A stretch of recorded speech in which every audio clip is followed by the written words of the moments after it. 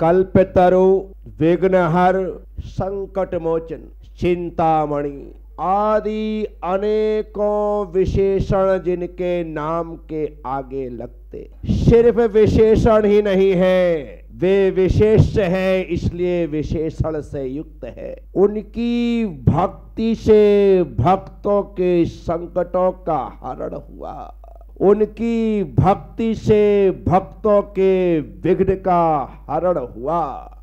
उन्होंने कल्पतरु अर्थात कल्प वृक्ष से बढ़कर भक्तों की इच्छाओं की पूर्ति की, जो चिंतामणि रत्न के समान चिंतित फल देने वाले हैं। इसी कारण से भगवान पार्श्वनाथ स्वामी को विशेष विशेष विशेष विशेष उपमा दे करके भक्तगण उनकी भक्ति करते हैं, उनके प्रति श्रद्धा से अपना माथा झुका करके अपने आप को सौभाग्यशाली समझते हैं। उन पार्श्वनाथ भगवान की स्तुति में लिखा गया यह स्तोत्र नरेंद्रम फणेन्द्रम सुरेंद्रम मधीशम सतेंद्रम सुपूजे भजे नाय शीशम मुनिंद्रम गणेन्द्रम नमो जोड़ी हाथम नमो देव देवम सदा। इन दो पंक्तियों पर हम चिंतन कर चुके हैं, विचार कर चुके हैं। अगली पंक्तियों को देखते हुए जब हम सोचते हैं तो आज यहाँ पर पंडित ध्यानत राय जी लिखते हैं, वे कहते हैं गजेंद्रम मृगेंद्रम गह्यो तू छुड़ावे, महा आगते नागते तू बचावे, महावीर ते युद्ध में तू जितावे, महारोग ते बंधते तू छुड़ावे। गजेंद्र मृगेंद्र, यहाँ पर यदि हम हिंदी साहित्य में जाते हैं, डिक्शनरी में जाते तो गजेंद्र का मतलब भी सिंह है और मृगेंद्र का मतलब भी सिंह है। लेकिन जब हम इस स्तोत्र को पढ़ते हैं तो पंडित जी ऐसी गलती नहीं कर सकते हैं कि सिंहवाचक दो शब्दों का प्रयोग यहाँ पर करें। तो यहाँ पर गजेंद्र जो होता है वो हाथियों में प्रमुख जैसे ऐरावत, या फिर जो मद से युक्त है जिसके मद की सुगंधी से भौरे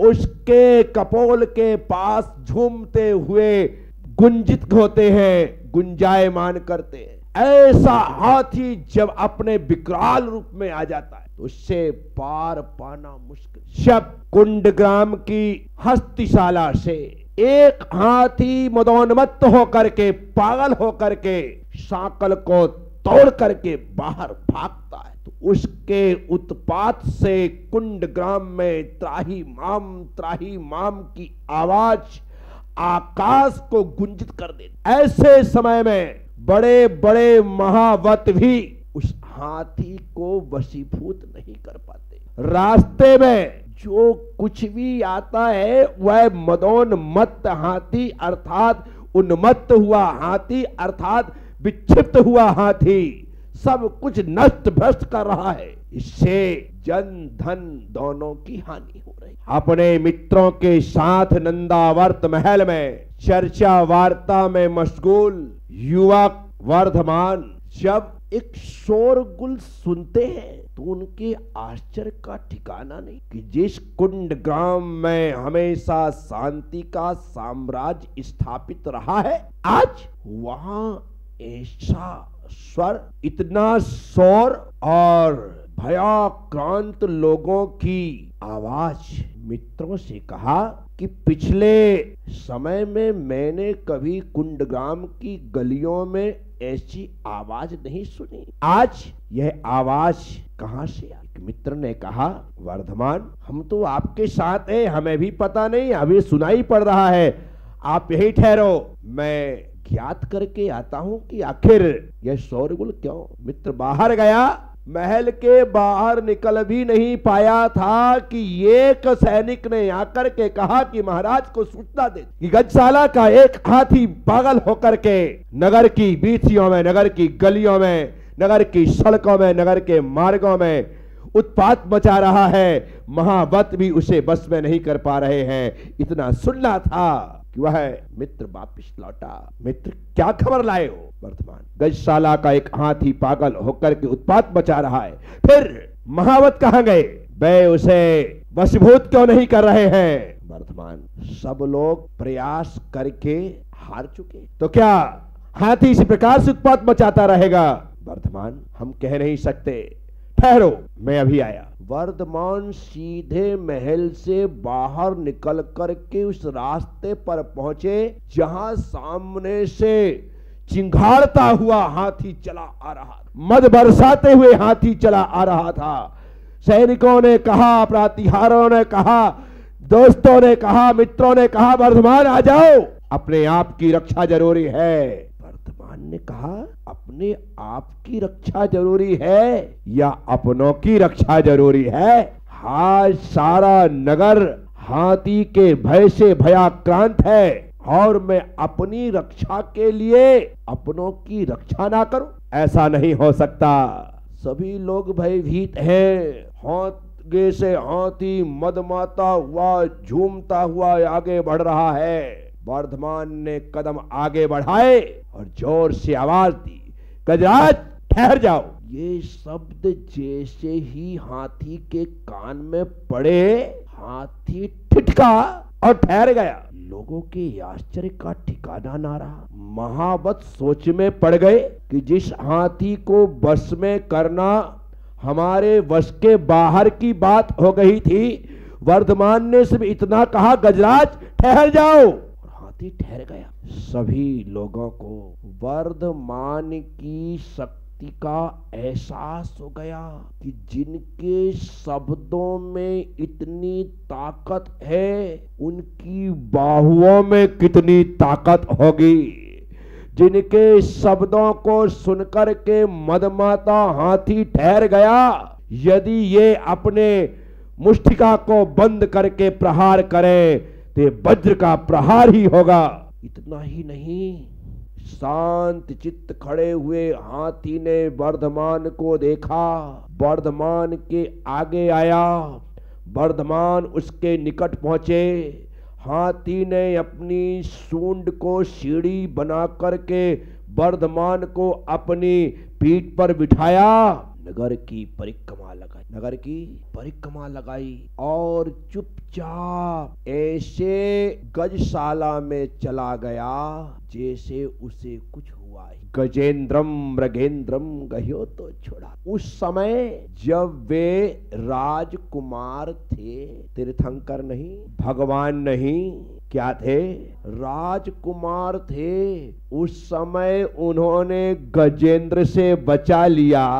सारे कुंड ग्राम में शांति व्याप्त हो गई। विचार करो, तीर्थंकर भगवान जन्म से अतुल बल के धारी होते हैं। इसके अंगूठा दबा देना तो उससे ही सृष्टि हिल जाए, इतना बल होता है। जबकि यह बल वीर्यांत्राय कर्म के क्षयोपशम से प्राप्त हुआ है। क्षय से प्राप्त होने वाला अनंत बल जिस दिन आएगा, उस दिन की सामर्थ्य क्या होगी, विचार करने जैसा है। अभी तो क्षयोपशम का बल है। साथी, गजेंद्रम मृगेंद्रम गह्यो तो छोड़ा। मृगेंद्र मतलब सिंह।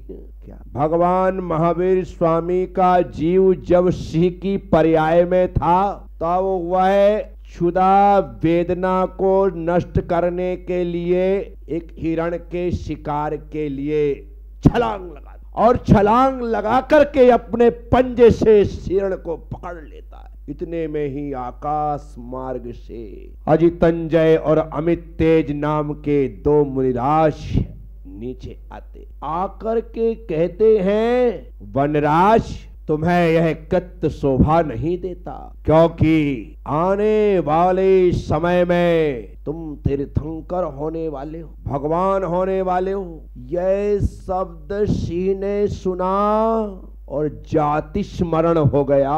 हाथ के पंजों में जो शिकार था, जाति स्मरण होते ही पंजा ढीला हुआ, शिकार छूट गया और वह सिंह जो अभी शिकार के लिए तत्पर हुआ था, अब यहाँ पर वह शिकार के लिए नहीं, अब कल्याण के लिए तत्पर हो गया। झर झर करके आंखों से आंसू झरने लगे। मुनिराज ने संबोधन दिया।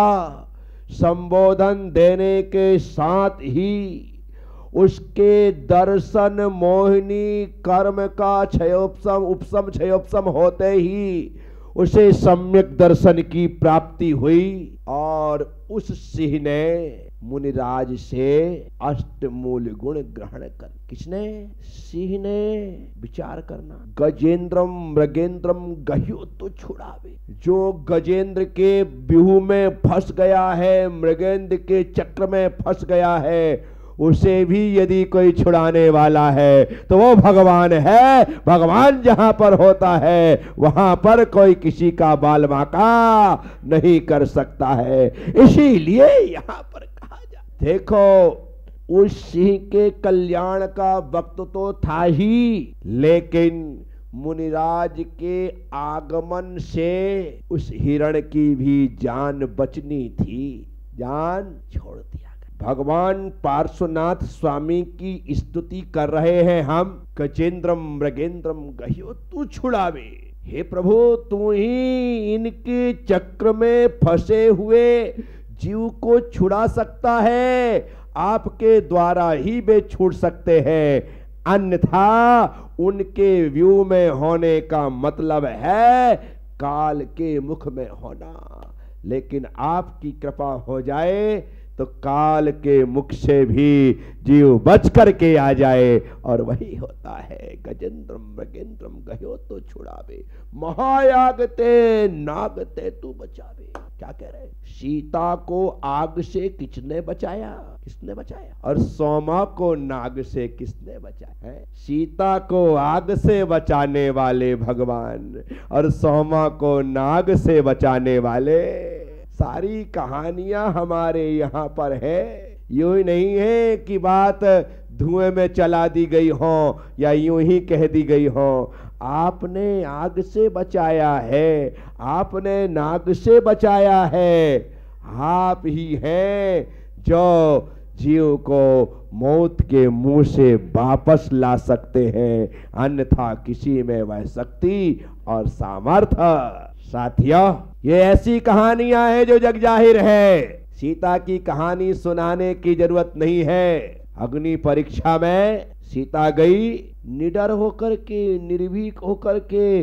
जितने लोग थे सबको यही पता था और सबकी धड़कनें बढ़ गई थी कि जैसे ही सीता अग्नि में प्रवेश करेगी और जल करके, सब माताएं, राम स्वयं घबरा रहे थे, लक्ष्मण आदि सब वहां पर भयभीत थे कि क्या होगा। जो उस अग्नि परीक्षा को देखने के लिए था, सीता आगे बढ़ रही थी और रोंगटे देखने वालों के खड़े हो रहे। सीता आगे बढ़ रही थी और पसीना देखने वालों के छूट रहे थे। सीता को कुछ नहीं, बड़े आनंद से भर करके जा रही, ऐसे जा रही है कि जैसे जाकर के वो अग्नि की ज्वालाओं का आलिंगन करेगी, अग्नि की ज्वालाएं उसे अपने गले से लगाएंगी, कहेंगी कि बेटी, क्योंकि हिंदू परंपरा आदि में तो ये सब कुछ बातें बहुत सारी होती है कि कुछ अग्नि की पुत्री भी मानी जाती है। तो यहाँ पर अग्नि में जा रही है, विचार कर, जरा भी भय नहीं। भय उसे होता है जिसके मन में पाप होता। सीता के मन में पाप था ही नहीं। उसने स्वप्न में भी रावण की इच्छा नहीं की थी, उसने स्वप्न में पर पुरुष की इच्छा नहीं की थी, और उसके यदि शील की परीक्षा थी तो वो देने को तैयार, क्योंकि उसने तो इतनी अच्छी तैयारी की थी कि उसे पता था मुझे 99 नहीं 100% मिलने वाले हैं, एक अंक भी कोई नहीं काट सकता, क्योंकि मैंने रावण की अशोक वाटिका में रह करके भी अपनी शील की रक्षा की है। और इतना ही नहीं, रावण यदि आगे बढ़ा तो एक तिनका उठा करके उससे रावण को परास्त किया है। सीता फुल कॉन्फिडेंस में थी। क्या लेकिन एग्जाम लेने वालों को कॉन्फिडेंस नहीं था। उनको कॉन्फिडेंस, उनको ये मालूम था कि ये गई और फैन, और सीता को मालूम था मैं जाऊंगी और फर्स्ट डिवीजन ही आऊंगी। क्या आऊंगी? एक अंक तो दूर, एक पॉइंट भी कोई नहीं काट सकता, क्योंकि उसने टेढ़ी निगाह से भी परस पुरुष को नहीं देखा। इतना भी देख लेती ना तो एक नंबर कट जाता। क्या इतना भी देख ले कट, लेकिन उसने तो देखा ही नहीं। और जैसे ही सीता आगे बढ़ती है, एक एक कदम करके आगे बढ़ती है, अग्नि कुंड के निकट पहुंच रही है, चारों तरफ लोग घेर करके खड़े हैं, राम सिंहासन पर आसीन है। देखिए दृश्य। मैं हमेशा कहता हूं कि यदि कोई कथा सुनो, कोई कहानी सुनो, तो उसकी एक इमेज अपनी आंखों के सामने बनाना, तो कथा सुनने का मजा आएगा। क्योंकि मैं सुनाता ही वैसा हूँ। इमेज बनाओ बड़े आनंद से कि वैसा ही कुंड है, हम चारों तरफ खड़े हैं, देख रहे हैं, किम कर्तव्य विमूढ़ है, कुछ नहीं कर रहे हैं, लेकिन धन्य है वो महासती, बिल्कुल निडरता के साथ, निर्भीकता के साथ आगे बढ़ी चली जा रही है। आगे बढ़ रही है, और आगे बढ़ने के बाद देखो तो सही, जैसे जैसे आगे बढ़ रही है, ज्वालाएं और बढ़ती चली जा रही है, ज्वालाएं बढ़ती चली जा रही है।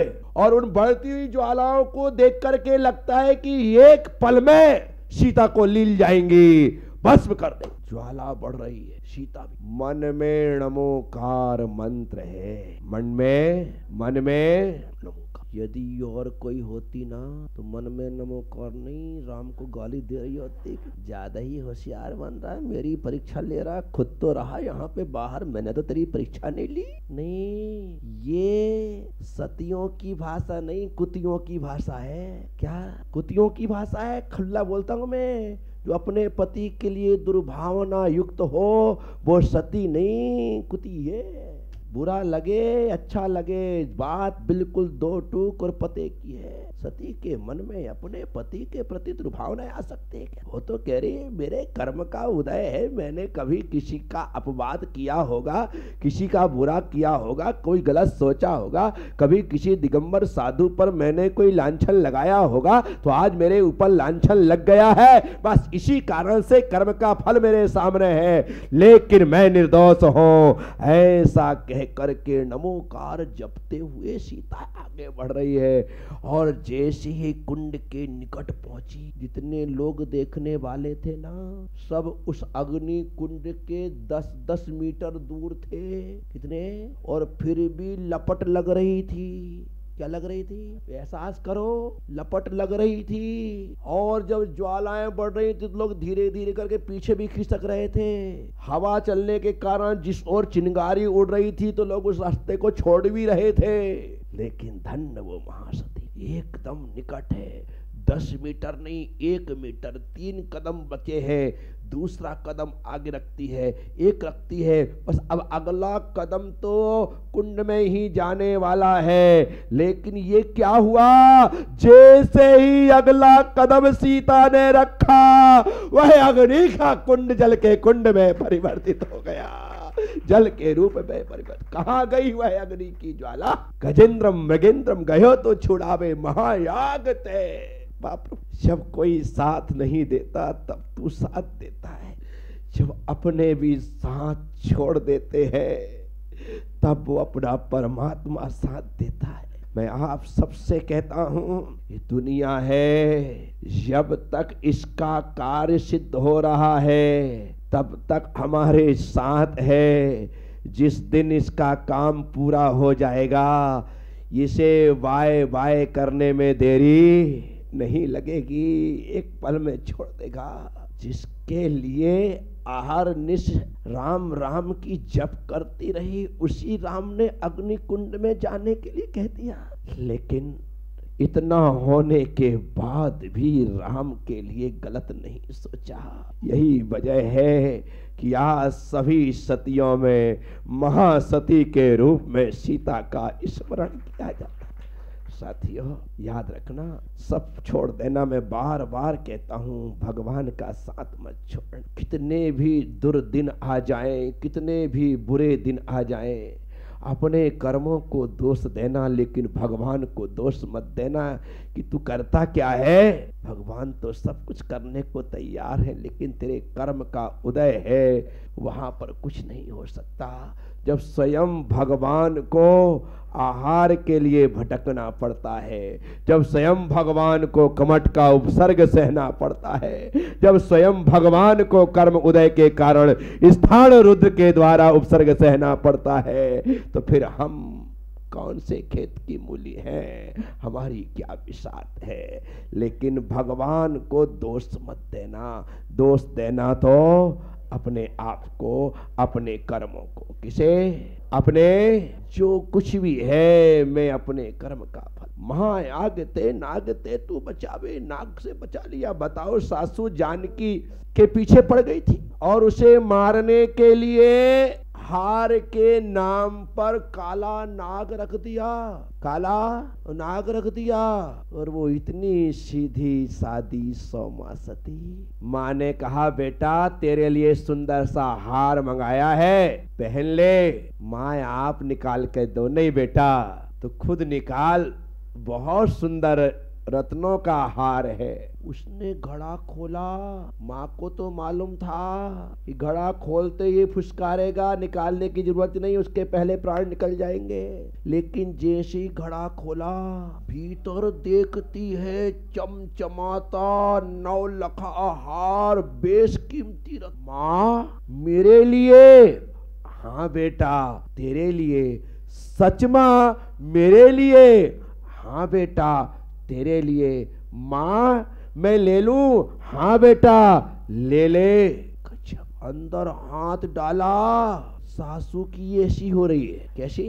फटनी उसकी चाहिए।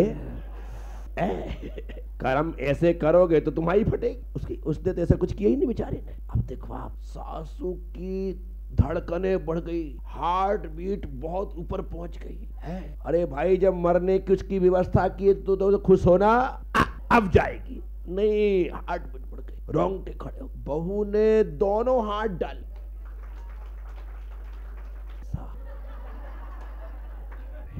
ऐसा देखा, लगा यार ये क्या कपड़े हो गए। मैंने तो, जो हमारी डील हुई थी वो तो काले नाग की हुई थी, और वो सपेरा ये बेवकूफ ये क्या कर गया। बहू कहती है, मम्मी जी आप मुझसे कितना प्यार करती। वो तो सासू को मालूम है कि प्यार कर रही है या नफरत। मम्मी जी आप मुझसे कितना प्यार करती हो, मेरे लिए इतना कीमती। मम्मी जी मैं तो पहनूंगी, लेकिन प्लीज एक बार आप पहन के देखो, एक बार।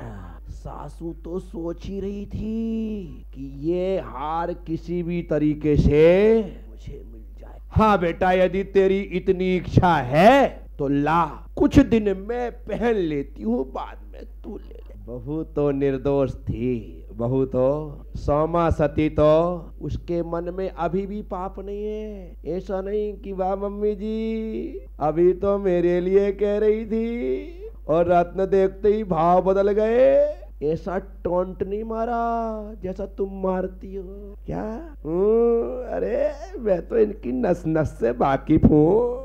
आज मुझे इस घर में आए हुए कोई 2-4 दिन नहीं, 10 साल हो गए, 20 साल हो गए, सब पता है कैसी है ये। क्या हुआ? ऐसा सौमा सती ने सीधे, मम्मी जी कितनी अच्छी हैं आप, मेरा मन इस हार को पहनने का नहीं हो रहा था। मेरा मन था कि ये सुंदर सा हार आपके गले में आएगा तो आप कितनी सुंदर लगेंगी। मैं एक बार अपनी आंखों से आपकी उस सुंदरता को निहारना चाहे। ऐसी चर्चा होते ही उसने हार सासू की तरफ बढ़ाया। सासू ने हाथ हार लेने के लिए बढ़ाया। जब तक सोमा के हाथ में हार है तब तक वह तो हार है, लेकिन जैसे ही क्योंकि सोमा ने घड़े में हाथ डाला था तो हार के लिए डाला था, और सासू ने घड़ा मंगवाया था तो नाग का मंगवाया था। तो सोमा ने जो मांगा उसे वह मिला, और सासू ने जो मंगवाया उसे वह मिला। बोलो पार्श्वनाथ भगवान की जय। और जैसे ही सासू ने हाथ में लिया हार, शिव जी के गले का हार बन गया। क्या? शिव जी के गले का। पर शिव जी के गले का हार शिव जी पर प्रहार नहीं करता। यहाँ पर तो उस सासू के गले के हार ने सासू को सूसू करा दी, और ऐसा काटा कि सासू वहीं पर। मेरे बापा में ये कोई पूजा हो रही है क्या? गजेंद्रम मृगेंद्रम गयो तो छुड़ावे, वहां आगते नागते तो दुखी दुख नहीं। महावीर ते युद्ध में तू जितावे। क्या कह रहे हैं? महावीर ते युद्ध में तू जितावे। बड़े बड़े महावीर भी सामने आ जाए तो यदि तू साथ में है तो जीत तो जिसके साथ तू है उसी की होगी। कौरव हारे पांडव जीते। क्यों? क्योंकि पांडव के साथ कृष्ण थे। जिसके साथ भगवान होंगे वो निहत्था भी होगा, अकेला भी होगा, तो भी हार नहीं सकता है। महावीर ते युद्ध में तो महारोग थे। किससे? बड़े बड़े रोग से भस्मक व्याधि हो गई थी आचार्य समंतभद्र स्वामी को। किसने दूर की? भगवान ने। किसने दूर की? ये सब भगवान की महिमा है। बंधते तू छुड़ावे। आचार्य मानतुंग स्वामी बंधन में बांध दिए गए थे। किसने छुड़ाया? भगवान ने। कितनी सारी कहानियां है 2 लाइन में। साथियों, अद्भुत स्तुति है। जीवन में संकट आए कहीं जाने की जरूरत नहीं। भगवान पार्श्वनाथ के सामने बैठना, एक दीपक जलाना, इस स्तोत्र को 23 बार पढ़ना। कितने बार? 23 बार बराबर पढ़ते रहो 23वें तीर्थंकर के नाम पर। और आप देखो कि 23 दिन में चमत्कार ना हो तो बशर्ते तुम्हारे भीतर वैसा श्रद्धा होना चाहिए। गारंटी है, ये सामान्य से काव्य नहीं है, बस हमारी भक्ति भगवान के प्रति प्रकट हो। 23 दिन संकल्प लो, दीपक जला करके 23 बार रोज पढ़ो। बुरी से बुरी स्थिति अच्छी से अच्छी स्थिति में परिवर्तित हो जाए।